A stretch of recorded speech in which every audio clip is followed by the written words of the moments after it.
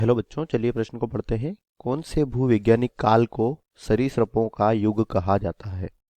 पहला विकल्प है प्रोटेरोजोइक, दूसरा है मीसोजोइक, तीसरा है साइलूरियन और चौथा है कार्बोनीफेरस। तो हमें यहाँ पर प्रश्न में पूछा गया है कि वह कौन सा भूवैज्ञानिक काल है जिसे सरीसृपों का युग कहा जाता है। तो चलिए बात करते हैं इस प्रश्न की मुख्य अवधारणा।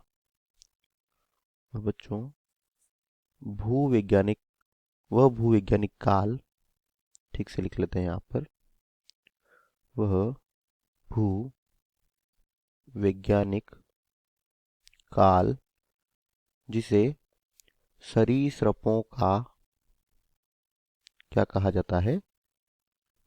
सरीसृपों का युग कहा जाता है। वह कौन सा है? वह है मीसोजोइक काल। जो मीसोजोइक युग है, इसे क्या कहा जाता है? सरीसृपों का युग कहा जाता है, क्योंकि इसी में क्या हुआ, सरीसृपों का विकास जो है चरम पर था।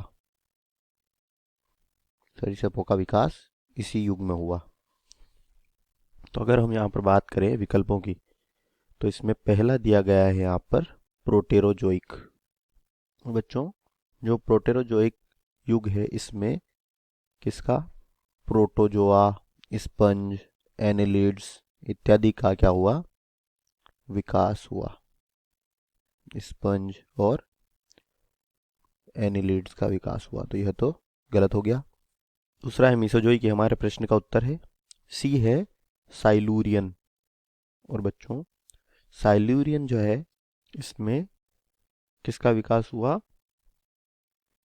कीटों का विकास हुआ। कीटों का विकास इसके दौरान हुआ, तो यह भी यहाँ पर गलत हो जाएगा। और डी है कार्बोनीफेरस। बच्चों, जो कार्बोनीफेरस, इसमें मछलियाँ और उभयचर का क्या हुआ, विकास हुआ, तो यह भी गलत होगा। दिए गए प्रश्न का सही उत्तर है विकल्प बी। आशा करते हैं आपको समझ आया होगा। धन्यवाद।